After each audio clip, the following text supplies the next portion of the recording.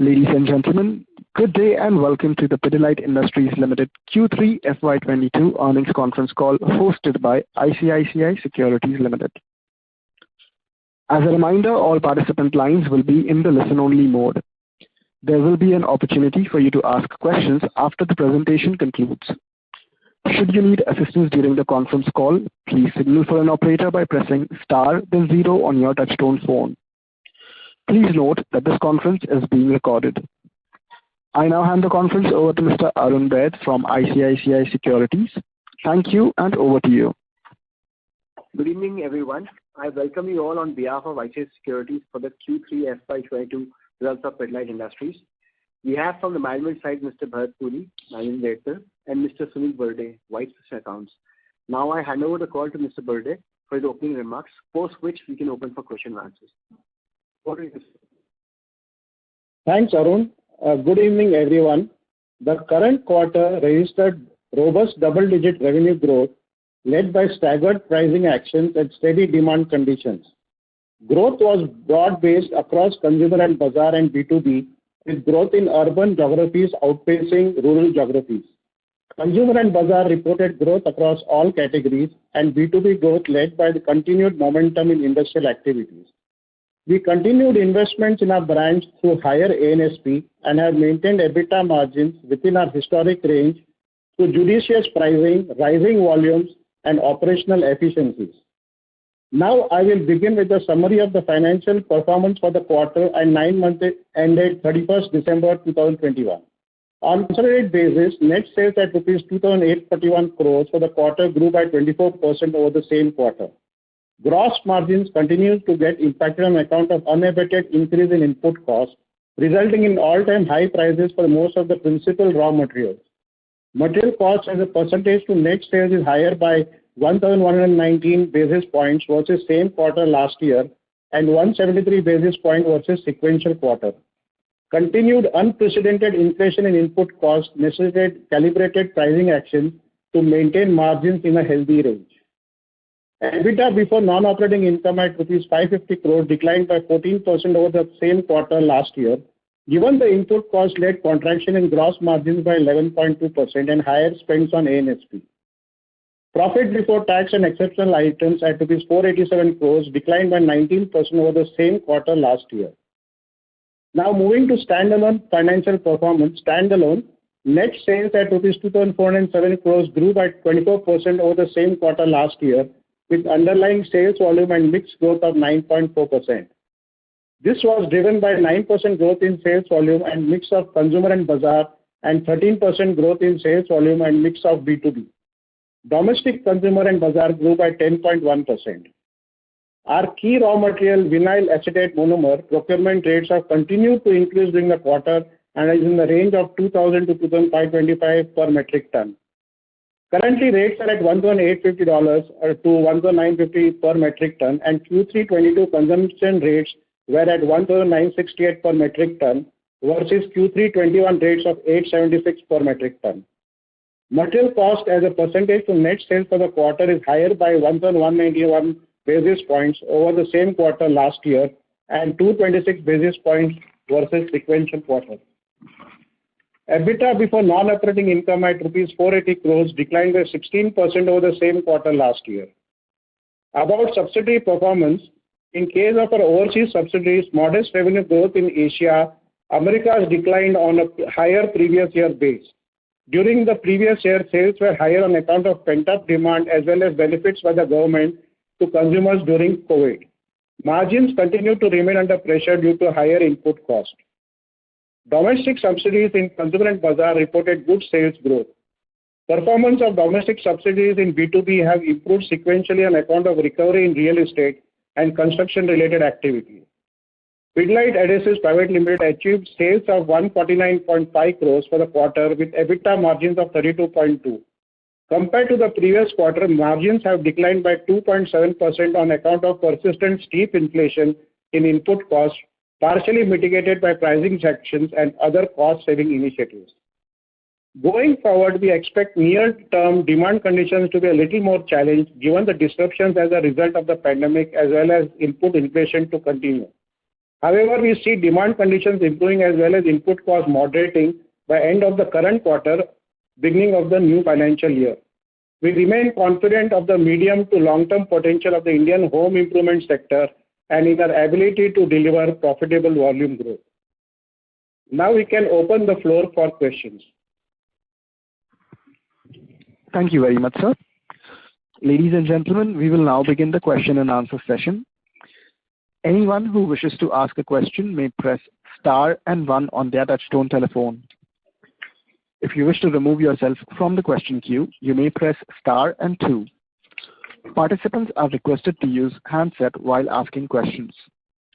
Ladies and gentlemen, we will wait for a moment while the question queue assembles. To ask a question, please press star and 1 at this time.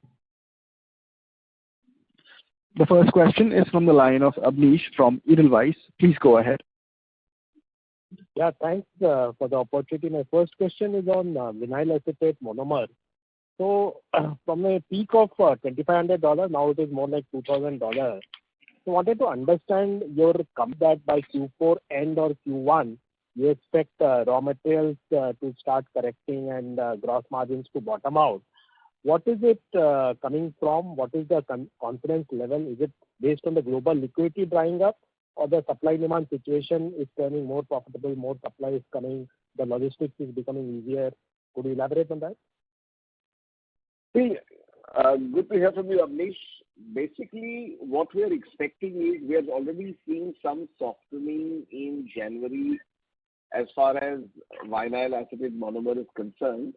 Our belief is that once the Winter Olympics in China are over, this is what the experts tell us, and therefore the supply situation normalizes a lot more, because it is not demand that has gone up substantially, it is the constraints in supply. Presuming it takes about a month for supplies to start stabilizing, it is thus our belief that hopefully, if all things go well, by the end of March, we will start seeing more softening as far as VAM is concerned. Sure. Second question is on your segment-wise sales. So this quarter and for 9 months also, surprisingly, B2B has grown faster in terms of sales versus consumer and bazaar. Is it just a base issue, or here the demand is also higher from a volume growth perspective versus a consumer and bazaar, both 9 months and Q3?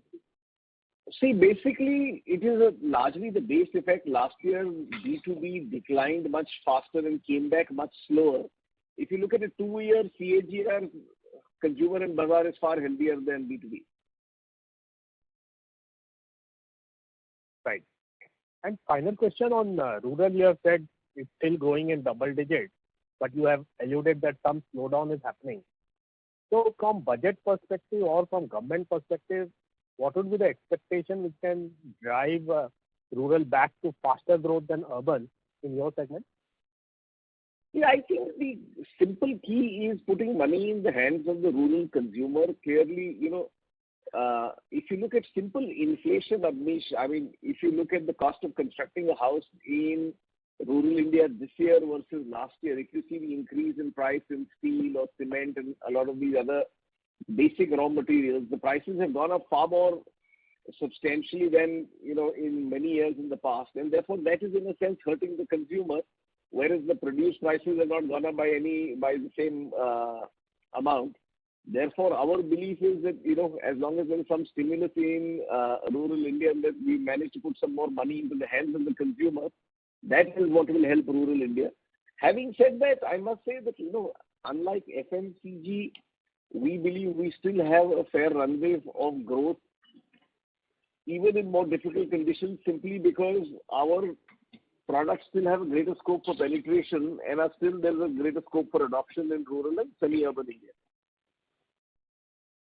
So one last follow-up on the raw material, and that's the final question. So we have seen VAM correct from $2,500 peak to now $2,000, but still it is up sharply and gross margin pressure is visible. But my question is different. So when we are seeing sharp deflation in any year, does Pidilite take sharp price cut also? Why I'm asking this is in FMCG, price cut is very rare. You have worked in FMCG also, you have worked in Pidilite obviously. So in Pidilite's case, if you could take us back to the earlier scenario when there was huge deflation, how has been the price cut by Pidilite, or it's just a grammage increase which happened? See, what tends to happen is while the price cut, we normally tend to therefore pass on prices so that our premium vis-a-vis competition as well as the semi-organized sector does not exceed a certain amount. So while we maintain our premium, what tends to happen is that if you look at over a large period of time, all of it does not get passed back, but a substantial part of it does get passed back. Okay, that's all from my side. Thanks a lot, Bharat. All the best. Thank you. Thank you very much. Before we take the next question, we would like to remind participants that you may press star and 1 to ask a question. Next question is from the line of Avi Mehta from Macquarie. Please go ahead. Hi, sir. Just had a few questions. First, if you could update us on the pricing. And last quarter, I remember you had said that we have passed on 70% of the inflation. Could you help us? How much is passed on, or if possible, a VAM price number of how much cost has been passed on? See, very difficult to say, Avi, because again, we operate obviously across a series of divisions, and the pricing is different in different divisions because of different raw materials. But at a broad level, we would have passed on 70 to 75% off. We have taken some further pricing in the beginning of January. Mm-hmm. Now, if raw material prices were to remain at these levels, which is, if they come down to $1,500 to $2,000 levels, we will not need any further pricing, and we will go back into our margin range. But you would appreciate right now we're living in a volatile world. I mean, every day we have one new headline. Sometimes it is Russia and Ukraine. Sometimes it is some further problems in the Middle East. I would simply just say wait and watch. We have the ability to price. We will remain conservative. But as of now, presuming there are no black swan events, we don't see any substantial need for pricing going further from here as long as we reach a steady state situation. So if I may just, kind of push this one a little further. So what you kind of said is that we expect the input cost to moderate from end fourth quarter, first quarter, start first quarter. So would it be fair to argue that gross margins have bottomed out now and should kind of start expanding in Jan while demand remains a question? Is that what is the way to read that comment? I would say Jan, you will still consume what you have bought in December, but yes, from February and especially March, I think gross margins should tend to improve, presuming all other things remain equal and we don't have any further life shocks. Perfect. So that's clear. The last bit, I just wanted to kind of get your comment on this crude. Does that in any way you think have a risk, or is there a supply chain, because of that the prices moved up anyway too high? So you are not so concerned about crude price rising to about $90 now? No, but we're definitely concerned about crude pricing because a lot of our raw material is obviously from petrochemicals, and it depends on where oil finally goes. This morning I thought that oil could, go to some really high levels. So I would say we are absolutely concerned about the rising oil price. And, not the rising crude price, at current price. So at $90, $100, things are still okay, right? Obviously, best off is 150. At 100, I won't say they are okay. At 90, they are okay, but as it goes further up, again, we will be under pressure. Okay. And just a bookkeeping, sir, could you repeat the VAM pricing? I kind of missed that. So what was the third quarter? That's just the last booking. Third quarter, last year, our VAM pricing was close to $1,000 a ton. This year, it is the December price was $2,500 a ton, but the average would be closer to 2,000. 2,000, and our consumption was around 2,000, 196, right? That's what you said. Yeah. And current prices are around 2,000. About 2,000, right? Yeah. Okay. Thank you very much, sir. Thanks. I'll come back in. Thank you. Next question is from the line of Chanchal Khandelwal from Aditya Birla Capital. Please go ahead. Hi. Am I audible? Yes, you're audible. Hi, thanks. Firstly, congrats on good set of number and consistent performance. My question is, you have done a lot on operational efficiency. If I look at the way you have managed the other expenditure, if you can just highlight what thing you have done apart from the ad spend. Because there is huge amount of operational efficiency, so look some 2-3 year view. See, as you would appreciate, across the whole board, we have actually all through the pandemic period kept a very close watch on costs and hopefully become far leaner and far more efficient, with the exception of discretionary costs like advertising, etc., which we still spend when we believe we have the need to. Across virtually all our other heads of cost, we have been fairly stringent. So at an overall level, I would say that, presuming raw material prices were to come back to normal levels, etc., we would actually emerge as, minus raw materials also as a far stronger and far leaner and more efficient company simply of all the cost savings we've done. Whether it be freight, whether it be warehousing, whether it be, any other miscellaneous costs, whether it be in sales, whether it be in supply chain, we have actually pretty much done a zero-based budgeting across the board.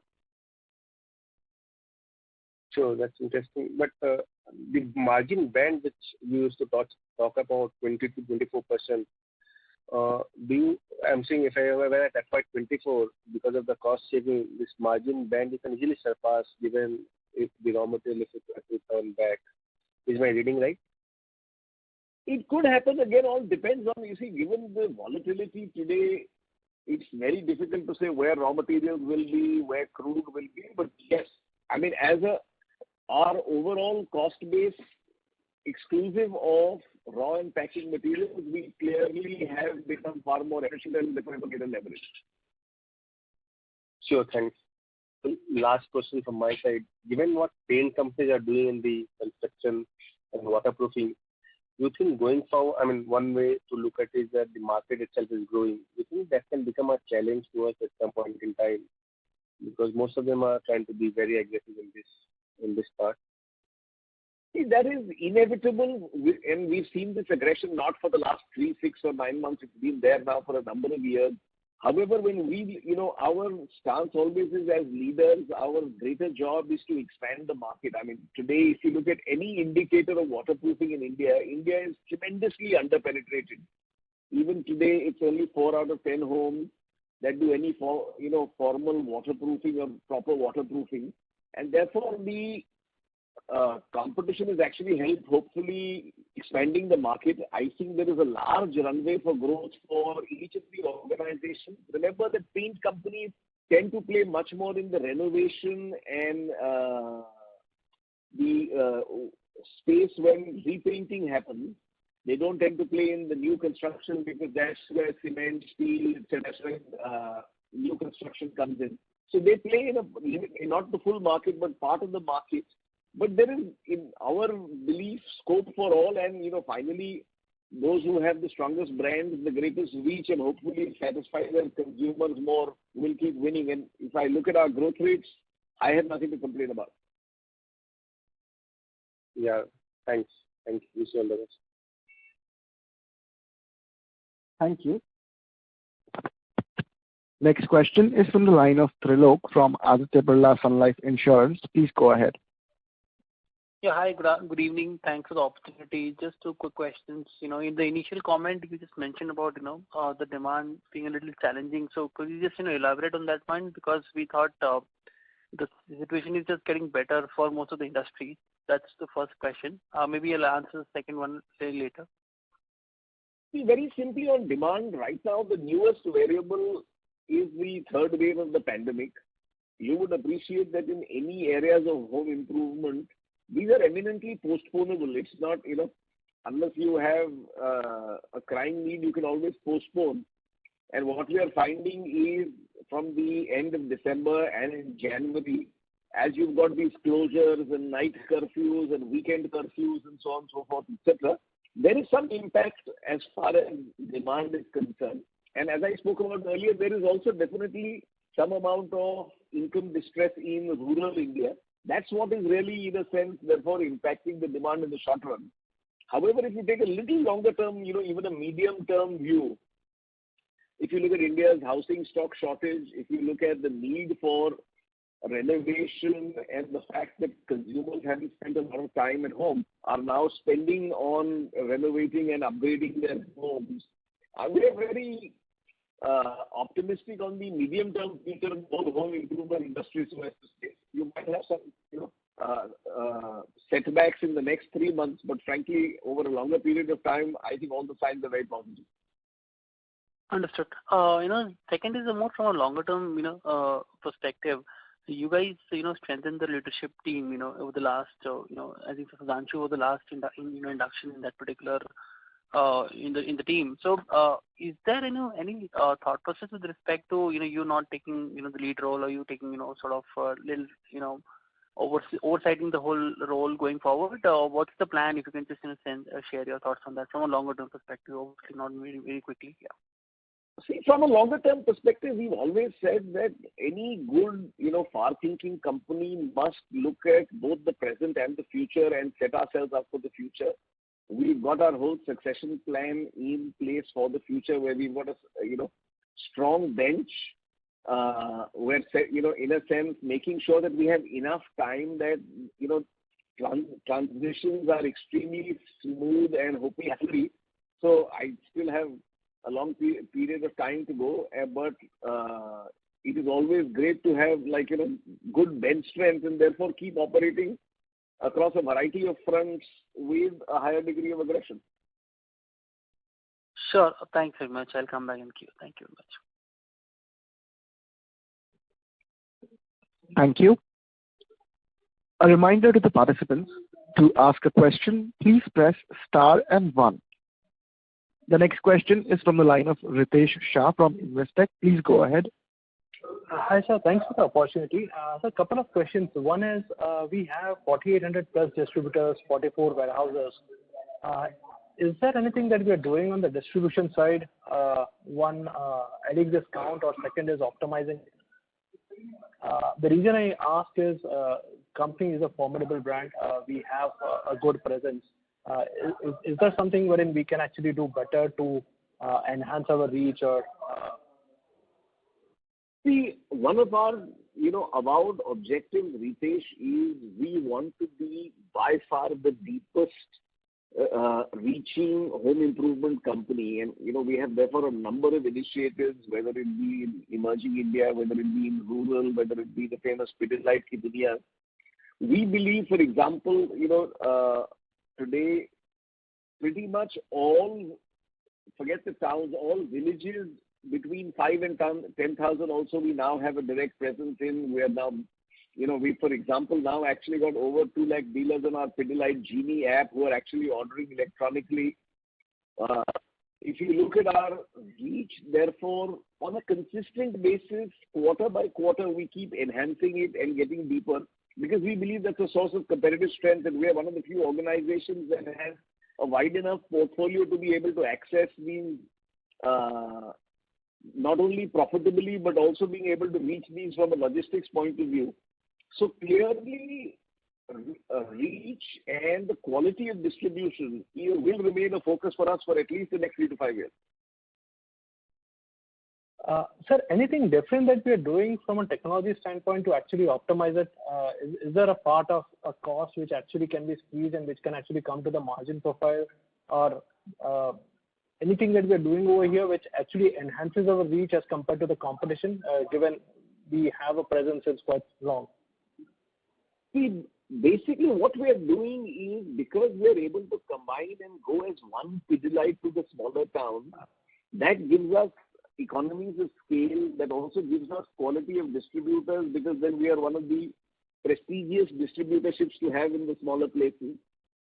And what we are also doing is, this is all digitally equipped. So actually all of these distributors are actually on auto returns for takes any orders, or the old thing making manual orders is all, everything is in auto replenishment. The sales force is also actually on tablet and is actually working on a speedometer which is gamified. So we've got a fair fairly deep degree of digital penetration right till the last outlet, largely making sure that, we're the first to reach there and hopefully stay there. We've obviously done the post GST, we've done the warehouse optimization, where we should have our warehouses, where we should have this. That is an ongoing exercise anyway. Sure, sir. Sir, my second question was on competitive intensity. Most of the cement mills now, they also aspire to be in a more attractive space where Pidilite is. I did some basic product-to-product mapping across companies, and there is a lot of overlap, be it tile adhesives, grouting, waterproofing, silicone sealants. But when it comes to, say, construction chemicals, primary construction, how should one understand basically that we will continue to have the right to win? I appreciate the market will continue to grow, but when it comes to Pidilite offering in the marketplace, how is it that will distinguish against a cement mill, where they can actually also look to bundle the product along with cement or white cement or putty? Sure. See, if you look at it, worldwide, all cement companies tried construction chemicals, and over a period of time, most of them have divested their construction chemical businesses. If you look at all the major players in, therefore, waterproofing and construction chemicals, they tend to be specialized companies like Astika or, they're not cement companies. Largely because, the mechanics of selling one, 4-liter or 20-liter can is very different from selling a truck full of cement. And, both of these normally don't tend to go together. Having said that, we keep a close watch on the cement companies and see where, in a sense, where they could have advantage over us or where they could not. But as of now, what we are saying is this is again a field where, it's a cycle. People will go in, then they realize that, listen, is the view really worth the climb? Make some decisions, because the volume, when you're used to a volume play, it's very difficult to do a value play. So what we are looking at is making sure that we have A, product advantage, B, brand advantage, and C, we have our network which is moving forward aggressively. Now, how this will pan out, say, in the new construction space, vis-a-vis the cement companies, because they tend to offer very basic products. They're not in the specialized ranges at all. So therefore, over a period of time will tell whether they last in this market or not. Sure, sir. Just an extension of this, sir, when it comes to the last mile retailer, are we looking to tap into more aggressively into more points, basically, as cement mills actually increase or get more aggressive in this space? Definitely, yes. We are making sure that, again, we are reaching, for example, we now have over 7,000 outlets in villages between 5 and 10,000, which are called Pidilite Ki Duniyas. These are purely with the objective of A, educating the consumer, and B, over a period of time, making sure that, the first experience that the consumer has in our product ranges is with our products. Sure, sir. This was quite helpful. Thank you so much. I'll join back the queue. Thank you. Thank you. Thank you. Next question is from the line of Kunjan Gupta from Client First Wealth Management. Please go ahead. Hi, sir. This question is about the points and the cash back. So the other brands like Astral Bond, they're offering direct coupons, cash coupons. So are we planning on doing something like this? Because carpenters are liking those products.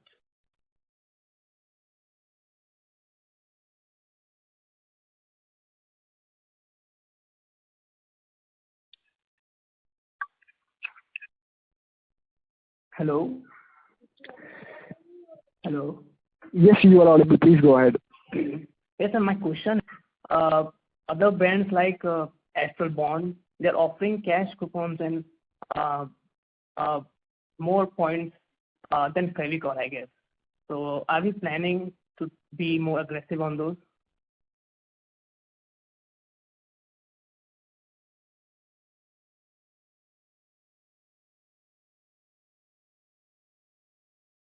Hello?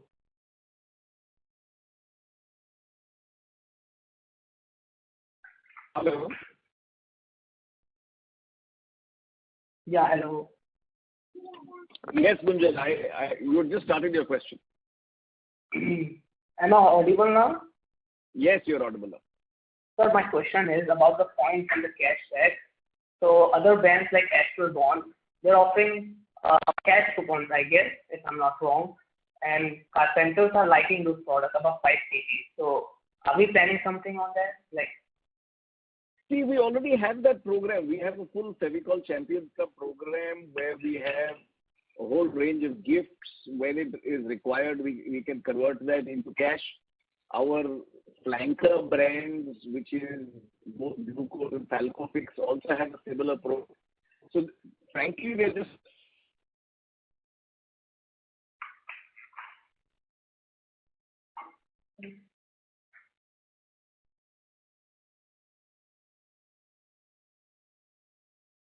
Am I audible? yeah, now you're audible, sir. So, did you hear my reply or not? Yeah, half of it. See, basically, what I'm saying is this is something that we have a full Champions Club. We have a whole digitally enabled gift redemption. When it is required, when carpenters require, we do deals with ATM and convert that to cash. So our flanking brand, which is Glucose and Falcofix, also have the same. Really, this is not something new that Astral is doing. This is something that is common.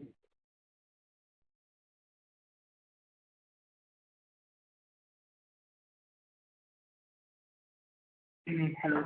So your voice broke. Mr. Puri? Yeah, can you hear me clearly? So your voice is slightly breaking, sir. We couldn't hear the last bit. You are around, this is not something new. Is this better now? Yeah. So, Gunjan, what I was saying was that as far as cashbacks and redemption of gifts, etc., is concerned, this is a normal practice in the industry. Our flanking brand, we have a Fevicol Champions Club. This is not something new. All of us have been doing this for some time.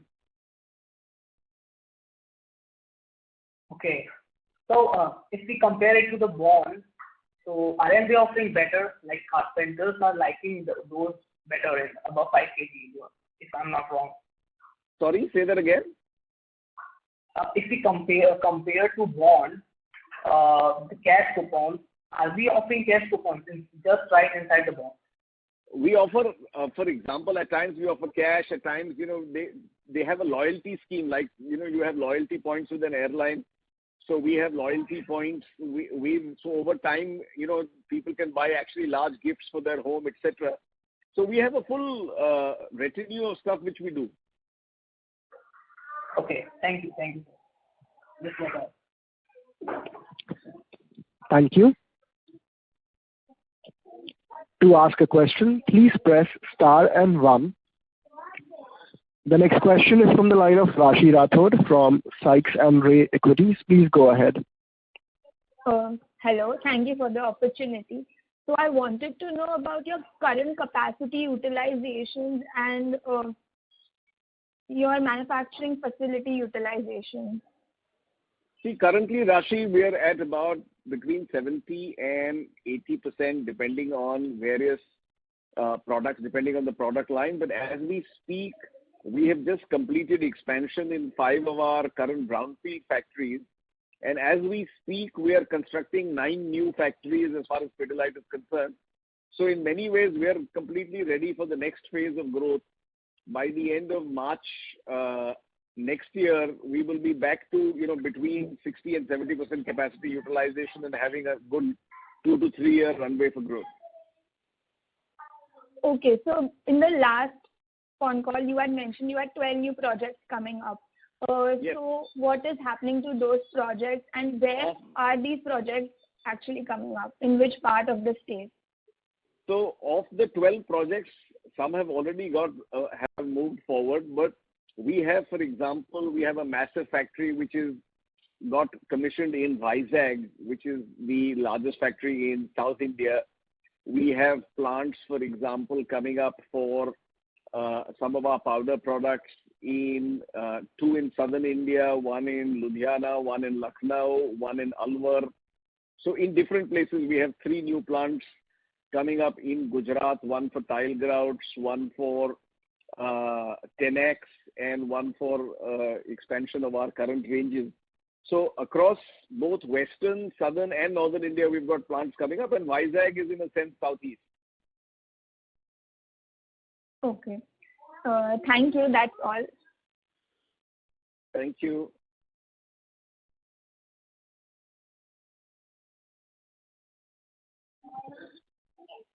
Rashi, does that answer your question? Yes. Thank you. Thank you. The next question is from the line of Mr. Arun Baid from ICICI Securities. Please go ahead. So just wanted to understand one thing. Do you believe, based on whatever you see today, that in next year we will be looking at least double-digit volume growth and going back to our historical range of margins, whatever we see today based on raw mat and demand scenario?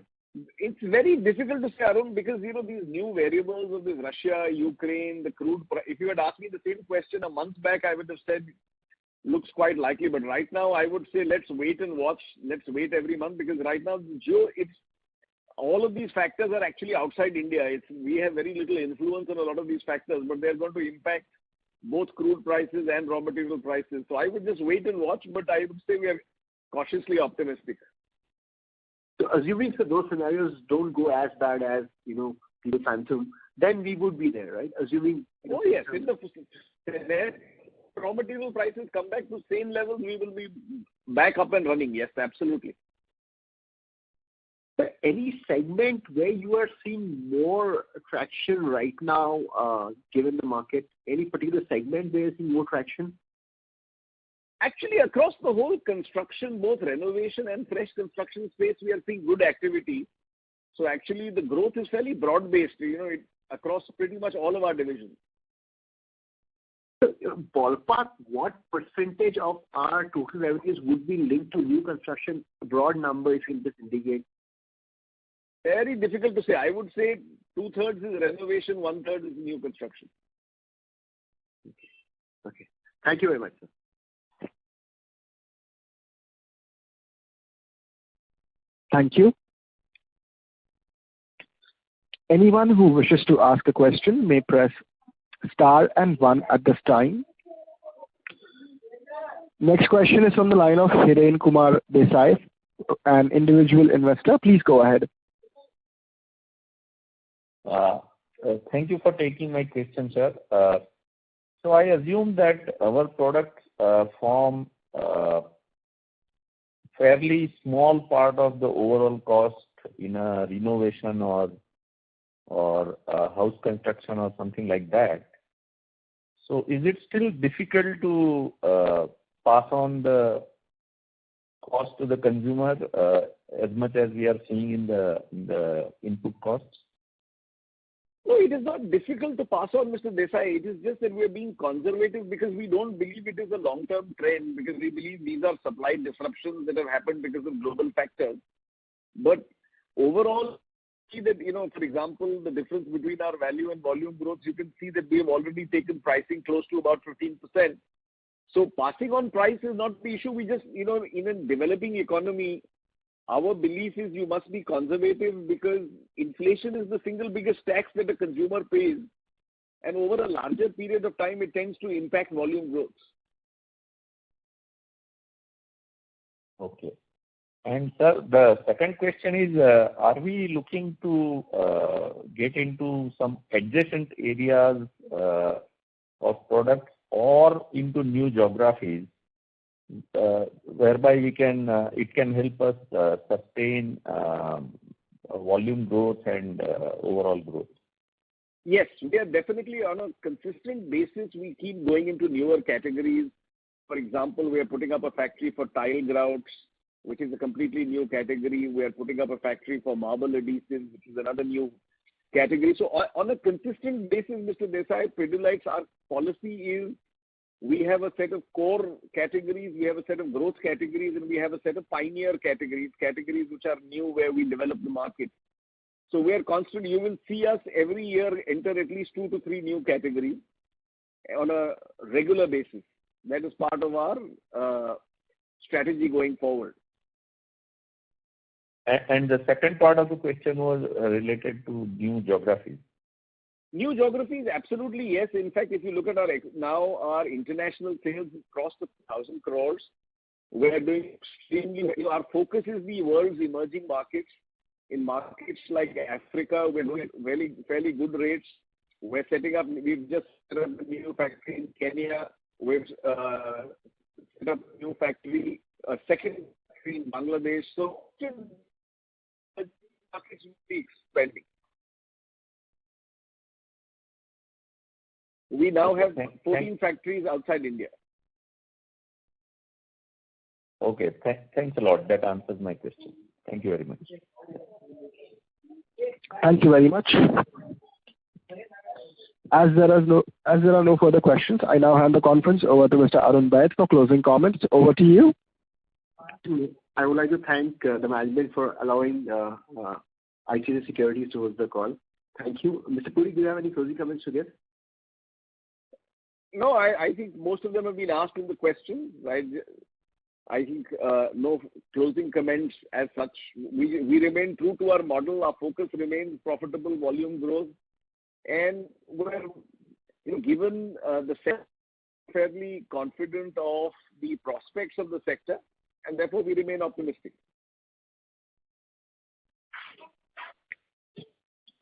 Thank you very much, Mr. Puri, sir.